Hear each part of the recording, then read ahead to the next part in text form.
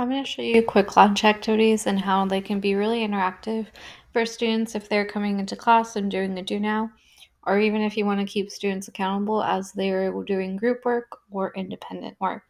So you can go right here at the very top where it says quick lunch with this little rocket ship. So you're going to have three options: the timer, open-ended questions, and collaboration boards. The timer is really useful, but we also have a lot of other resources that we can use to have the timer. So I'm really going to focus on the open-ended questions and the collaboration boards. So the open-ended question, you would just enter your question here, and you could also add a timer just so it'll stop the activity or for students to know how long they still have to work on this.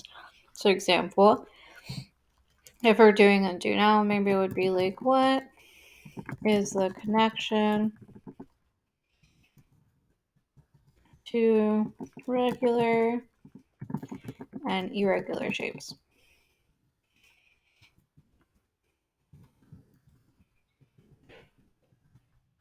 Something along these lines so they can kind of have an idea of what you're asking them. Like I said, you can add the timer and it can be however long you want. If you want it to be a minute and a half, any of these things, you could add it and it'll show up there. Should probably give students a little bit more minutes than an hour and a half, but just as an example. So you can go back and change this for afterwards if you realize that maybe that was not enough time. Maybe you give them 5 minutes, whatever works for them. So you could also enable students' audio recordings. That is something that I would use for students that need that extra support, that have text to speech or speech to text. Afterwards, you just click Quick Launch. When you click it, there are a few things that you could actually do. So here, it'll give you the code. If you already have Google Classroom, you can press Google Classroom and share to your classroom. For example, if we're going to the teacher resource one, we could do create assignment, ask a question, make an announcement, or create material. Since this is technically an assignment, I would press create assignment and go. That may be easier for students that have trouble going to join Nearpod. They can just go into the Google Classroom, which most of them already know how to do, instead of having to type in this code. So I'm going to go ahead and show you what it would look like if we had participants.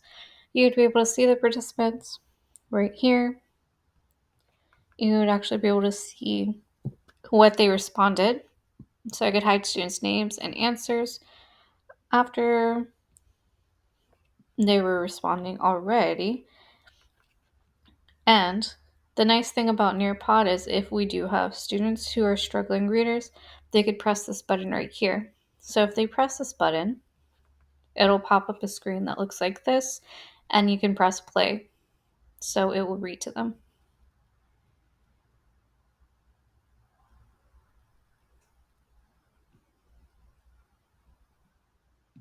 What is the connection to regular and irregular shapes? Yes. I typed that really quickly and it definitely was misspelled, but this is just an example of what it would look like. So on the teacher end, if you had students already that answered, it would say the student's name, the answer,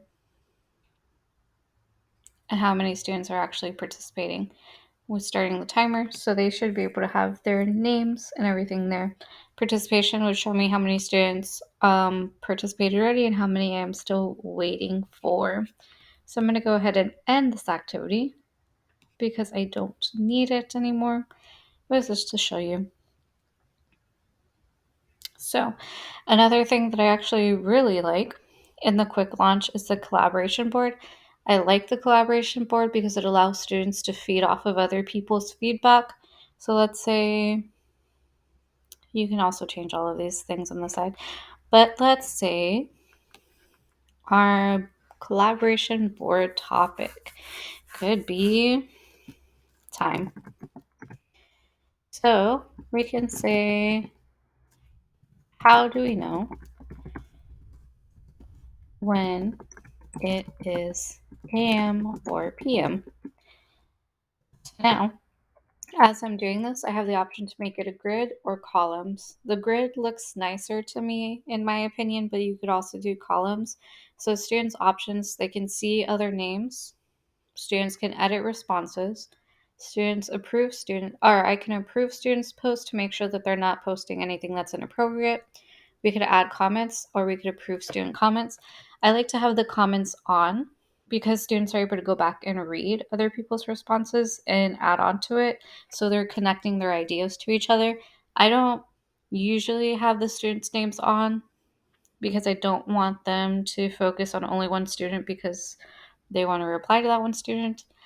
They could also reply with images, videos, recordings, or GIFs.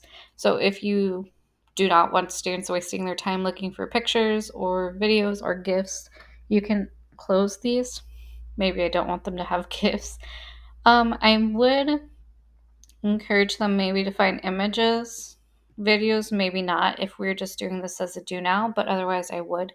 So those are all the instructions for the students.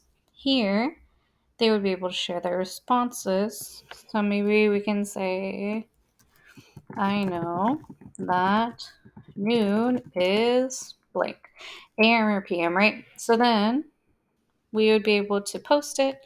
Now, another thing, it says teacher because I'm the teacher in this situation, but other people can like my post. So if they agree with me, maybe you could say, if you agree with the person, I need you to put a little heart and then write a comment. So you can have rules in your classroom that's like, okay, so if you're responding to someone's comment, you can say one positive thing about it. You can give them feedback if there was something that they needed to correct, or you could add to an idea like adding it to previous learning, adding it to what you said, anything that makes a connection so students are knowing how to collaborate with others. And honestly, this is something that colleges are like now where it says post something and then reply to two people.